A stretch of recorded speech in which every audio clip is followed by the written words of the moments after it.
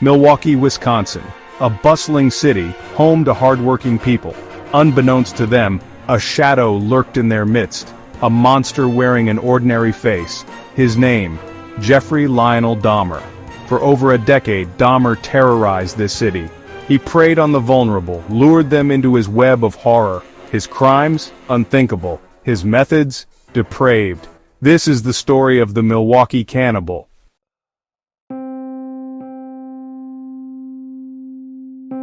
Outwardly, Dahmer was unremarkable. A quiet man, a factory worker. He blended in, a ghost in plain sight. But beneath the surface, a darkness festered. A darkness that would explode with horrific consequences.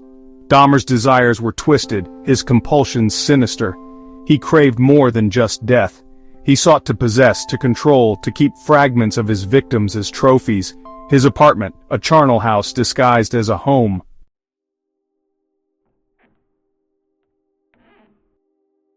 Dahmer's descent into madness was a gradual one, a slow, horrifying spiral.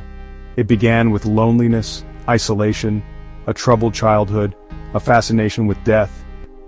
What started with small animals soon morphed into something far more sinister.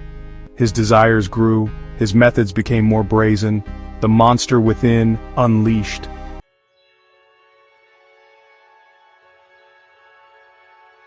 May 21st, 1960. Jeffrey Lionel Dahmer was born in Milwaukee, Wisconsin. An ordinary birth, an unremarkable start to a life that would become anything but. His parents, Lionel and Joyce, struggled to provide stability.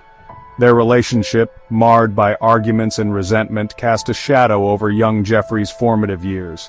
The family moved frequently, each relocation amplifying the boy's sense of isolation. Friendships were fleeting, replaced by a growing fascination with the macabre.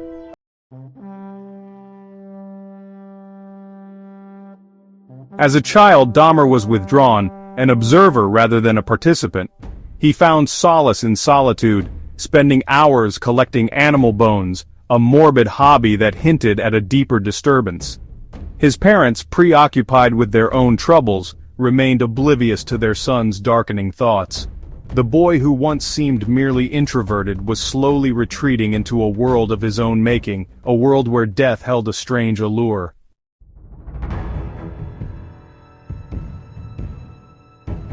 Adolescence brought a new set of anxieties for Dahmer. His awkwardness intensified, his social isolation became more pronounced. He grappled with his emerging sexuality, his desires becoming increasingly intertwined with violence and control. His fascination with death transformed into a compulsion. He began to fantasize about dominating others, about possessing them completely. These dark thoughts, once fleeting, were taking root, growing stronger with each passing day.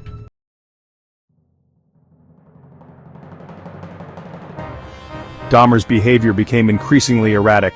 He started drinking heavily, using alcohol as a crutch to numb his inner turmoil.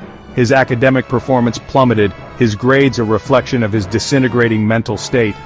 Then came the first sign, a chilling foreshadowing of the horrors to come.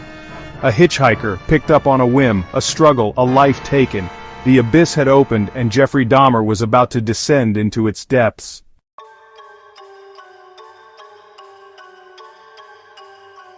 June 1978. Jeffrey Dahmer, just 18 years old, committed his first murder.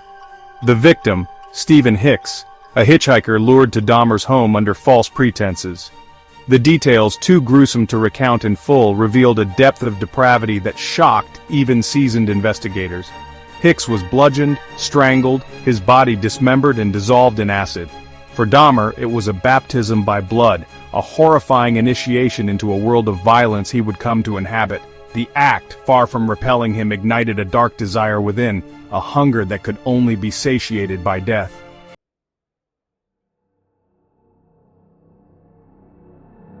Years passed. Dahmer moved to Ohio, living with his grandmother. He joined the army, a desperate attempt to outrun his demons. But the darkness followed. Discharged from service, he returned to Milwaukee, his compulsions resurfacing with terrifying intensity. In 1987, he killed again. Stephen Tuomi, a chance encounter in a gay bar, became his next victim. The pattern was set. Dahmer would lure vulnerable young men, often from marginalized communities, back to his apartment. He would drug them, torture them, photograph their lifeless bodies in grotesque poses, each murder a carefully orchestrated ritual designed to satisfy his twisted desires.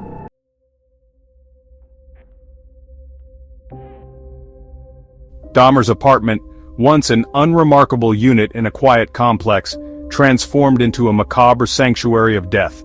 The stench of decay permeated the air, masked by bleach and air fresheners. A refrigerator meant for food became a storage unit for human remains. Skulls, bones, and jars containing preserved organs lined the shelves. Dahmer documented his crimes meticulously, photographing his victims, writing down his thoughts in chilling detail. He experimented with cannibalism, a horrifying manifestation of his desire to consume and possess. The apartment, a testament to his madness, became a silent witness to the unspeakable acts committed within its walls.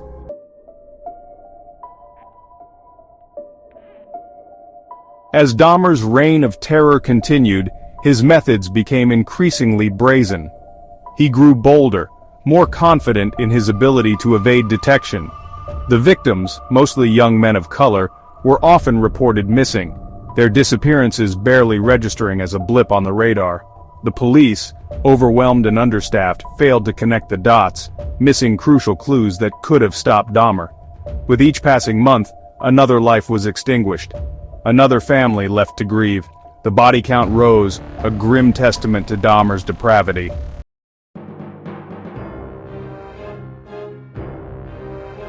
July 22, 1991. The night air in Milwaukee was thick with humidity, a storm brewing on the horizon. Inside his cluttered apartment, Jeffrey Dahmer was engaged in his grim ritual. His latest victim, Tracy Edwards, sat on the bed, his wrists shackled. Dahmer, armed with a Polaroid camera, prepared to document his next act. But this time, something was different. Edwards, sensing danger, fought back. A struggle ensued, a desperate bid for survival. Edwards landed a blow on Dahmer, stunning him long enough to escape.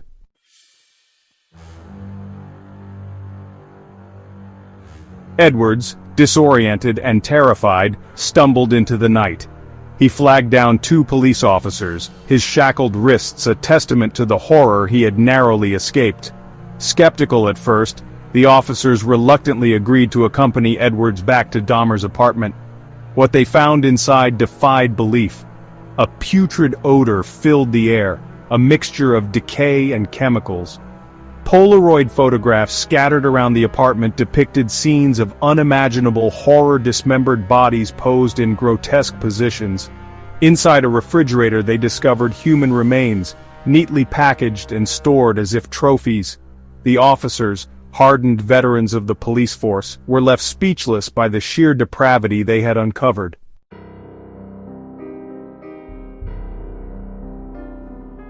Section 3. Justice Served. The Trial of Jeffrey Dahmer. Dahmer's arrest shocked Milwaukee and beyond. His crimes, detailed by the media, horrified the nation. The trial in January 1992 became a media spectacle. Dahmer, calm and pleading guilty, but insane. His defense argued his actions were due to a disturbed mind. The prosecution portrayed Dahmer as a calculating predator.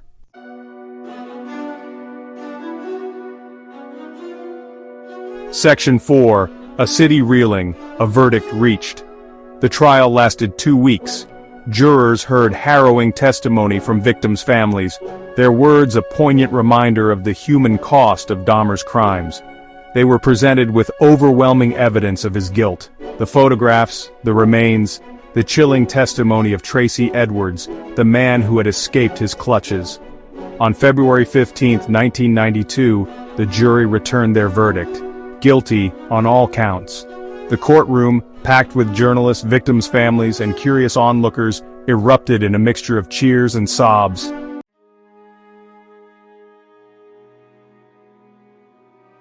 Section 1. A city divided. The guilty verdict brought relief to Milwaukee, a city gripped by fear and uncertainty. Dahmer's trial exposed the dark underbelly of the community, a chilling reminder of lurking monsters. It unveiled anxieties about race, sexuality, and mental illness, sparking heated debates. Some saw Dahmer as a product of societal failure, others as pure evil.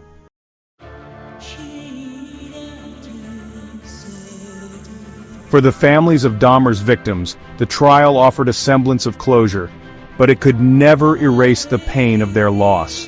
Their sons, brothers, and friends had been brutally murdered, their lives cut short by a man who had preyed on their vulnerability. Many families expressed outrage at the way the police had handled the investigation, accusing them of negligence and indifference, particularly towards victims from marginalized communities. The trial had given them a platform to voice their grief and anger, but it could never truly heal the wounds left by Dahmer's crimes.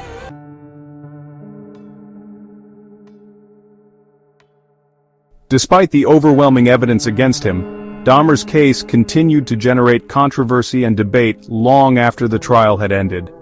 Some questioned the validity of his insanity plea, arguing that his meticulous planning and attempts to cover his tracks pointed to a calculated killer fully aware of his actions. Others raised concerns about the role of race and sexuality in the case, pointing out that Dahmer's victims were predominantly young men of color, and that his crimes had exposed a deep vein of homophobia within society.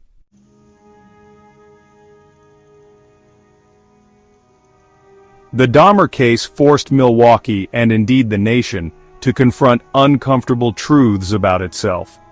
It highlighted the failings of the criminal justice system, the devastating impact of prejudice and discrimination, and the urgent need for greater awareness and understanding of mental health issues.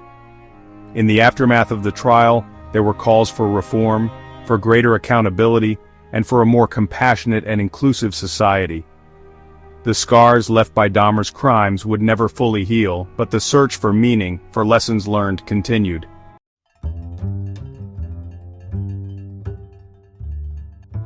The Jeffrey Dahmer case continues to fascinate and horrify, a stark reminder of the darkness that can lurk beneath the surface of ordinary life.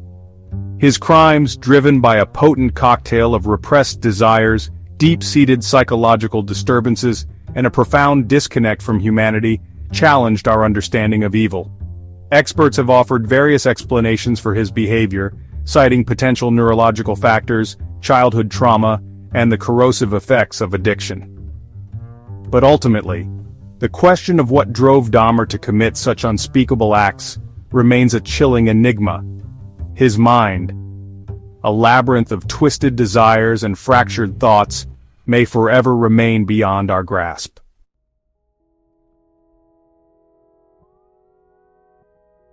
The Dahmer case, though deeply disturbing, offers valuable lessons for society. It underscores the importance of vigilance, of recognizing the warning signs of predatory behavior and reporting suspicious activity to the authorities. It highlights the need for greater empathy and understanding towards those who are different, those who struggle with mental illness or addiction, those who exist on the margins of society. Dahmer's victims, many of whom were young, gay, and people of color, were targeted because of their perceived vulnerability, their voices silenced by a society that often failed to see them, hear them, or protect them.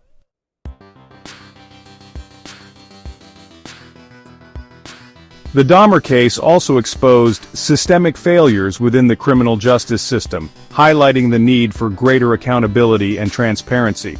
The police investigation, marred by missed opportunities and a lack of urgency, particularly in the cases of missing persons from marginalized communities, sparked outrage and calls for reform. The trial, though ultimately resulting in a guilty verdict, raised questions about the role of race, class, and sexuality in the criminal justice system, prompting a national conversation about bias and inequality.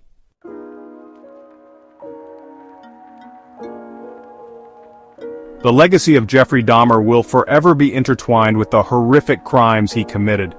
But it is imperative that we remember his victims, the young men whose lives were tragically cut short. Their stories, though forever linked to tragedy, serve as a reminder of the human cost of violence, prejudice, and indifference. By honoring their memory, by advocating for justice and equality, By working towards a more compassionate and understanding society, we can strive to create a world where such horrors are never repeated.